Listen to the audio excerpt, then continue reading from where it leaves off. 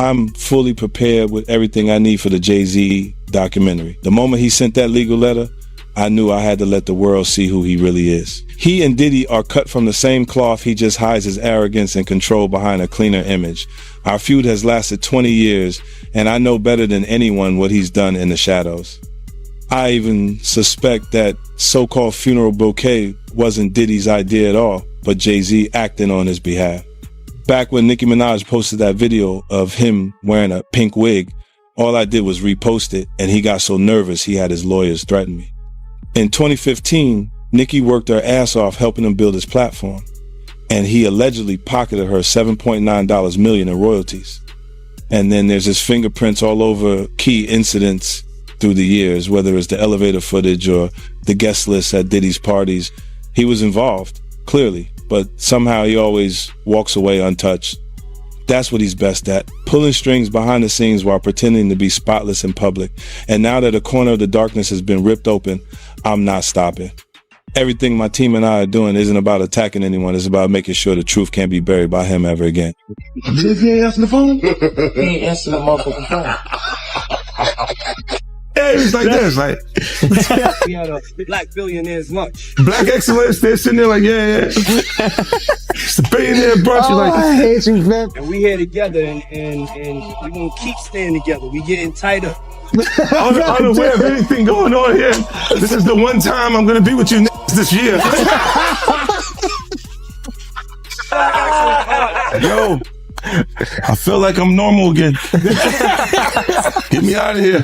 Jay Z is facing increasing pressure as reports surface suggesting that private exchanges between him and Diddy may have been revealed, triggering widespread reaction online. The situation has placed Jay Z under an uncomfortable spotlight, reviving long-standing speculation about his close ties to Diddy and past associations that are now being examined more critically. As these alleged messages circulate in public discussion, older claims are being reopened. Public perception is shifting quickly, and momentum is building fast, fueling a growing storm that threatens to challenge Jay Z's reputation, influence, and long-established legacy. Sean Carter aided and abetted or was directly involved.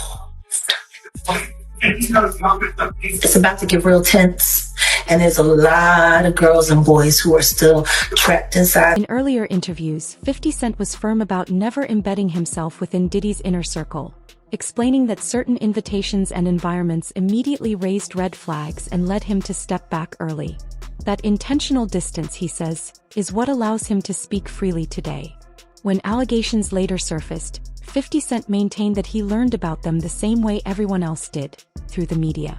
While acknowledging the seriousness of the reports, he stated that the revelations aligned with concerns he had recognized long ago rather than coming as a surprise. Explained that Jay Z is worse than Diddy. She explained how Jay Z has done worse things than what Diddy did to Cassie to other females. And she said that she has the scars to prove it. She alleged that at one time Jay Z attacked her and got it on film like Diddy did. And she alleged that this is why Jay Z is totally pulling away from Diddy and you don't see him around. And it's been alleged for quite a while that Jay Z is pulling away from Diddy because he doesn't want himself caught in the crossfire. I mean, you even have 50 Cent at this point talking about how Jay Z is in hiding while this whole Diddy thing blows over. And you even have these accusations of Jay Z being responsible for what happened to Cassie White. So I'm going to go ahead and roll you guys this clip of everything that Jag had to say about Jay Z being worse than Diddy. And you guys let me know what you guys think about all this in the comments. Sean Carter is just as bad as the diddler. And I know that for a fact. I got the scars to prove it. You want to know what a box cutter feels like going into your skin and ripping you? I can tell you how it feels.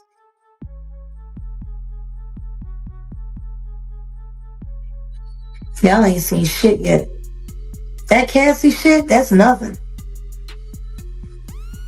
I'm saying Sean Carter remembers everything he did to me and he's got it on tape.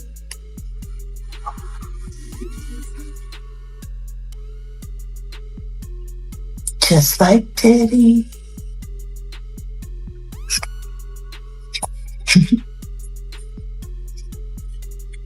And they're going to be crazy. It's going to be the women that get them in the end. As the scope of the investigation widened, attention increasingly shifted toward Jay Z, with critics questioning his silence as developments surrounding Diddy continued to escalate.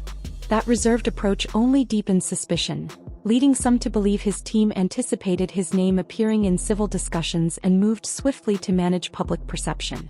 Others warned that even without formal charges, reputational damage was already unfolding, as social media accelerated the spread of unverified claims and amplified speculation, turning uncertainty into swift and difficult consequences that felt impossible to contain. Exactly what Jay Z's accuser is saying, that even though she dropped the lawsuit, she still stands by what she says, and she only dropped it because of harassment and the fact that she's terrified of Jay Z. She says that Jay Z is allegedly bullying her into saying that her accusations were false. In fact, in new legal documents, she is claiming that she was recently approached outside of her home and cornered by two people who told her they were investigators working for one of Jay Z's lawyers. She claims they tried to get her to sign an affidavit stating that her claims against Jay Z were false, but she refused. Jane Doe also claims the alleged investigators asked her if her attorney, Tony Busby, sought her out as a client and offered her money to pursue false claims against Jay Z, two allegations she says she denied. He says this alleged confrontation left her intimidated and terrified, wondering how they found her when her identity had remained anonymous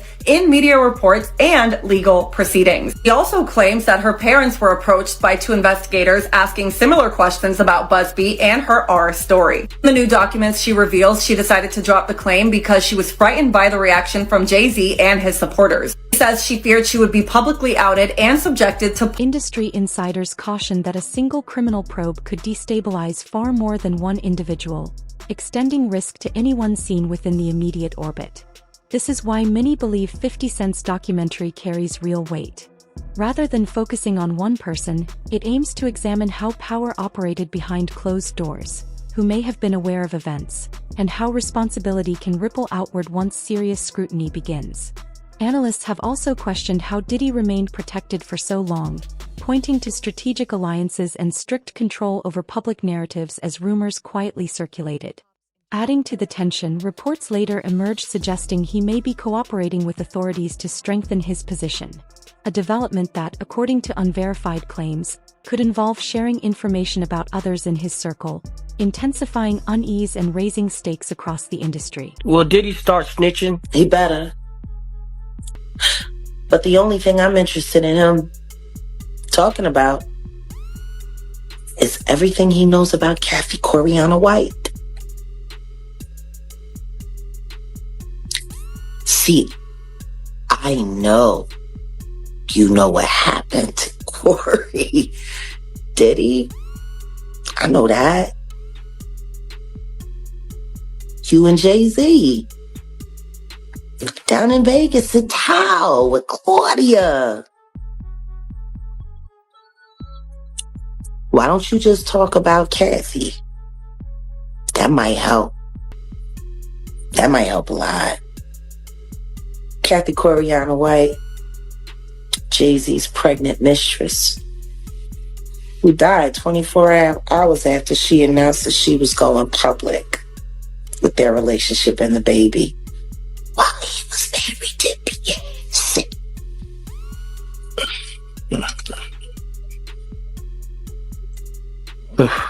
Was it an aneurysm, Diddy? Or are you the one who paid the same coroner that you...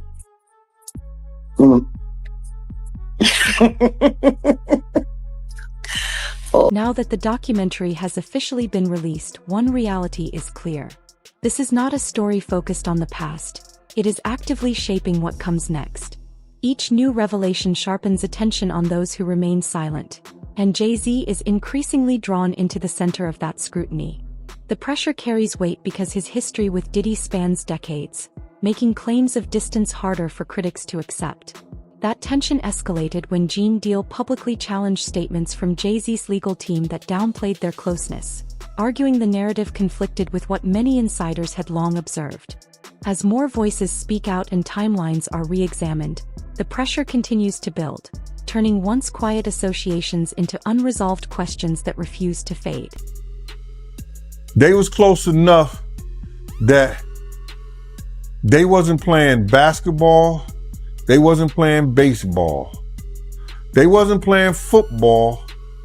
And they wasn't playing hockey or soccer for Diddy to come on stage, pat him on his ass, and then make the statement to people in the world that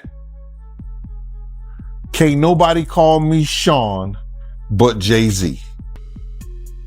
Now, I don't know what kind of statement, and I can't say, I wish I could say half a homo, but I know I can't say it. But I don't know what kind of half a homo that is. And you trying to say that you're not close to somebody. You coming on stage, patting them on their ass, and then you making a broad statement to the public, can't nobody call me Sean but Sean Carter. And I heard Jay Z said the same thing about them. But they were so close that they had matching white girls together. Because when they used to see each other, they used to say, yo, how your skinny white girl doing? He'd be like, yo, how your skinny white girl doing? So I guess that's a certain type of closeness. I ain't know anything about that, man. I ain't know about, Jay touching his, so I got to go see the video. I ain't hear about that. Come on, man. Everybody's seen that. 50 even pointed it out. Excuse me.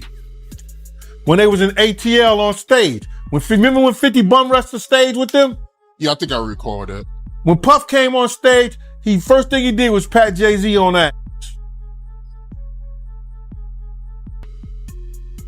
But I forgot. That's your favorite rapper. Hey, him and Pac is 1A, 1B. But what's your issue with Jay, man? I didn't know you had an issue with him.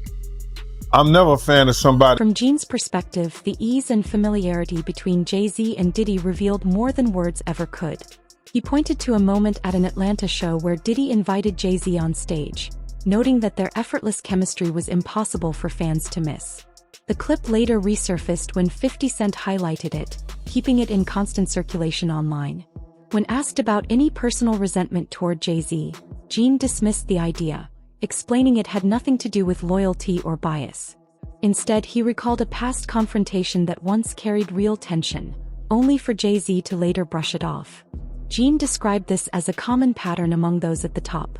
Figures who move through intense situations ignite friction and then continue untouched, operating in a rarefied space far removed from everyday consequences. These guys are, man, they'll cause situations and cause problems, and then they'll forget what they done because they on a whole nother atmosphere. You know what I'm saying? A lot of shit that he did, you got to understand, like now he'll say that they're kids because he's raising kids of his own.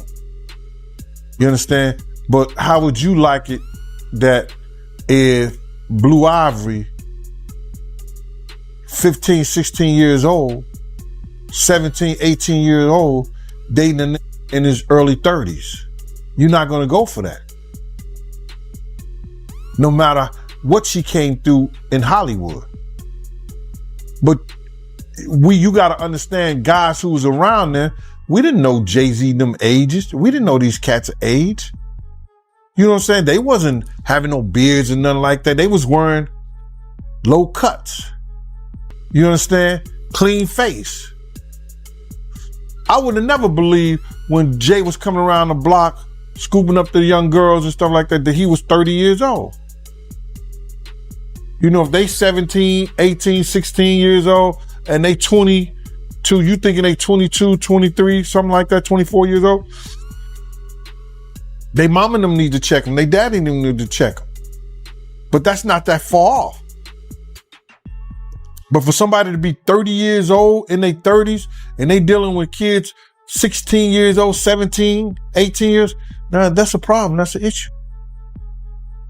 And now he see that because he's raising kids. And he got a young daughter. I think he got another daughter that he didn't claim and now he claiming them. These cats was doing a whole lot of stuff that people in the industry won't speak on. And then now that you're speaking on it and it's becoming where is that you can get on YouTube and you could talk about this shit and say what you seen or say what you heard, you understand, or what you know.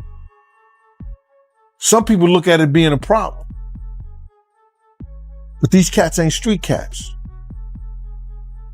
They entertain us. Dame Dash, once Jay-Z's closest collaborator, recently addressed the serious allegations now surrounding him, explaining that what stood out most was not just the claims themselves, but the intensity of the public reaction. Dame noted that in all his years he had never seen Jay-Z face this level of scrutiny, as decades of power and influence had long positioned him as largely untouchable, particularly within mainstream media. That perception, he suggested, is now changing, with the protective barrier beginning to crack and exposing Jay-Z to a level of examination rarely applied to figures of his stature, marking a clear shift in how even the most powerful names are challenged. Odd to see him in that, getting looked at in that way by white people, like Jay does, yeah, like I hope that shit didn't happen, but I'm like, damn, they turned the world real. Like, people on a certain level have been fucking with him a certain way where he couldn't do no wrong for like 25 years straight. This is the first time he's not getting a pass with white media. Like, he can control black media because a lot of them either work or do business with him. But like, ring champs can't get him out of this one, and neither can Charlemagne, because those are the guys that hold him down no matter what he does anyway. So he got to get to People Magazine and Entertainment Tonight right now, because they on his head. But the question is why? Like, why now? Because for me, I'd be like, yo, that's so ridiculous. Yo, take that to trial. You're not going to win. Let's get a deposition or something. So I don't know why they on his head so much. Pause. But I never seen him, under this. I've never seen him in this position to have to explain himself. Pause. How you feel about the statement he came out with? I mean, I didn't hear him say anything. I heard a piece of, like I said, I'm doing an interview, so I talk. I thought it was long. For a statement, I thought it was long, pause. But, I think right now, his silence is the worst thing for him. If he is innocent, he needs to let people ask him questions, and he needs to be able to say his side of the story. What surprised Dame most was seeing Jay-Z in unfamiliar territory, guarded, reactive, and under sustained pressure, a position he has rarely occupied beyond a few moments in his career. For decades, Jay-Z moved without needing to publicly explain himself, making the current level of scrutiny especially striking. Meanwhile, questions persist about why 50 Cent appears so determined to challenge him, suggesting the Diddy connection alone does not explain the tension. Tony Yayo provided added context, explaining that friction between 50 Cent and Jay-Z has existed for years, rooted in rivalry and unresolved loyalty issues. Hip-hop has always thrived on competition where egos clash and conflicts emerge, but growth is also part of the journey. Yayo pointed to a recent performance where 50 shared the stage with Dr. Dre, with Cameron also appearing as an example of past tensions being set aside. Cameron later remarked that Jay-Z prioritizes business over culture, a point Yayo echoed, noting Jay-Z's frequent presence at high-level corporate events while often being absent from hip-hop moments that matter deeply to artists like 50, reinforcing perceptions of imbalance and ongoing questions about priorities. Like, I don't think I would have said that he didn't know Puff at all or wasn't his friend. I thought that was a little extreme. I thought that was the wrong choice of words. I think that's going to trigger a lot of backlash. But the thing is, I never seen him get backlash at all. So that's what I'm saying. Now he getting backlash. Like, when did you know Jay-Z to be on his heels other than when he got beat up in the elevator? But that was nothing.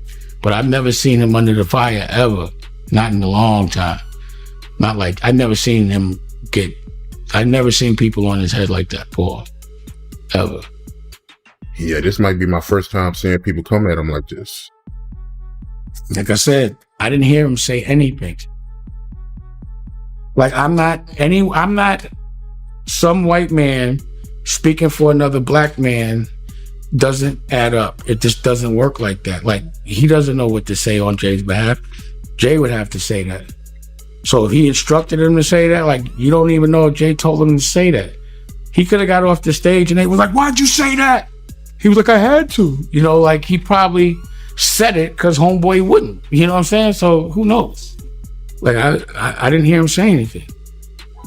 I haven't heard Jay say a word yet. Have you?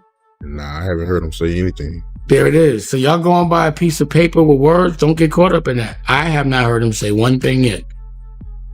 You know, until I see him speak, he hasn't spoke to me. That's why I said I don't think he did not say that. His lawyer said it. So what else is a lawyer? Yayo highlighted a defining contrast between Jay Z and 50 Cent in terms of accessibility. While Jay Z operates at the highest levels of power with clear distance, 50 Cent, equally influential, remains visible, grounded, and loyal to those who helped build his rise. Yayo emphasized that true stature comes from remembering one's foundation rather than separating from it. He recalled a moment involving the Super Bowl halftime show where Jay Z reportedly resisted including 50 Cent, and it ultimately took Eminem drawing a firm line, refusing to perform unless 50 was included, to change the outcome. To Yayo, that episode went beyond strategy or optics, carrying a personal undertone that reflected long-standing tension and unspoken rivalry embedded in their complex history. There was this one part where 50 was talking, and he was saying, yeah, when Yayo was locked up, every G-Unit show, we actually put aside the money. Bro, I told for him, and he had Yayo had like $1 million. Right. I just told you when I came out of my building, I see the Statue of Liberty. Yeah.